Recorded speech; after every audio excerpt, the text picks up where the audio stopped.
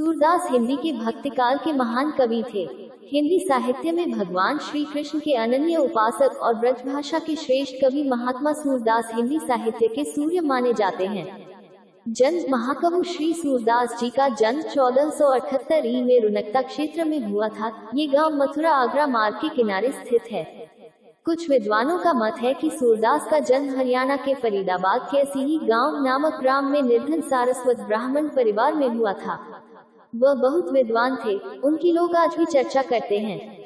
वे मथुरा के बीच गोघाट पर आकर रहने लगे थे। सूरदास के पिता रामदास सारस्वत तो प्रसिद्ध गायक थे। सूरदास के जन्मांत होने के विषय में अनेक मत है। प्रारंभ में सूरदास आगरा के समीप गोघाट पर रहते थे। वहीं उनकी भेंट श्री वल्लभाचार्य से हुई और वे उनके शिष्य बन गए। वल्लभाचार्य ने उनको पुष्टिमार्ग में दीक्षित करके कृष्णलीला के पद गाने का आदेश दिया।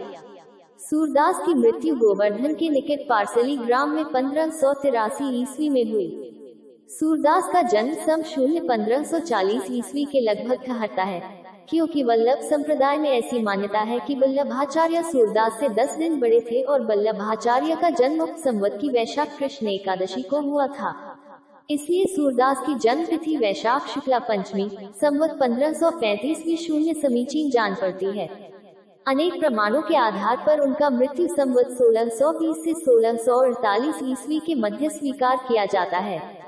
रामचंद्र शुक्ल जी के मतानुसार सूरदास का जन्म संवत 1540 शून्य के सन्निकट और मृत्यु संवत 1620 ईस्वी के आसपास माना जाता है।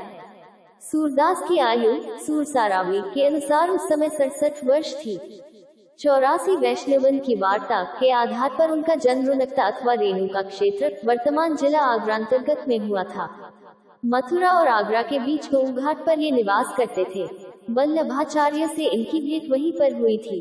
भाव प्रकाश में सूर का जन्म स्थान असीही नामक ग्राम बताया गया है। वे सारस्वत ब्राह्मण थे और जन्म के अंधे थे। उद्धरण चिन्ह सूरदास के अनुसार भगवान श्री कृष्ण के अनुग्रह से मनुष्य को सद्गति मिल सकती है। अटल भक्ति कर्म भेद जाति भेद ज्ञान योग से श्रेष्ठ है। 2. सूर ने वात्सल्य श्रृंगार और शांत रसों को मुख्य रूप से अपनाया है। सूर ने अपनी कल्पना और प्रतिभा के सहारे कृष्ण के बाल्य रूप का अति सुंदर सरस सजीव और मनोवैज्ञानिक वर्णन किया है, जो कोमलकांत पदावली भावानुकूल शब्द चयन सार्थक अलंकार योजना धारावाही प्रवाह संगीतात्मकता एवं सजीवता सूर की भाषा में है। उसे देखकर तो यही कहना पड़ता है कि सूर ने ही सर्वप्रथम ब्रजभाषा को साहित्यिक रूप दिया है। 4. सूर ने भक्ति के साथ श्रृंगार को जोड़कर उसके संयोग वियोग पक्षों का जैसा वर्णन किया है वैसा अन्यत्र दुर्लभ है। सूर काव्य में प्रकृति सौंदर्य का सूक्ष्म और सजीव वर्णन मिलता है। 11. सूर की कविता में पुराने आख्यानों और कथनों का उल्लेख बहुत स्थानों में मिलता है। 12. सूर के गेय पदों में हृदयस्थ भावों की बड़ी सुंदर व्यजना हुई है। उनके कृष्ण लीला संबंधी पदों में सूर के भक्त और कवि हृदय की सुंदर झांकी मिलती है। 13. सूर का काव्य भाव पक्ष की दृष्टि से ही महान नहीं है, कला पक्ष की दृष्टि से भी वह उतना ही महत्वपूर्ण है।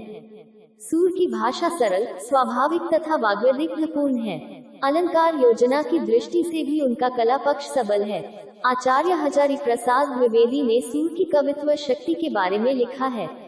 सूरदास जब अपने प्रिय विषय का वर्णन शुरू करते हैं तो मानो अलंकार शास्त्र हाथ जोड़कर उनके पीछे पीछे दौड़ा करता है।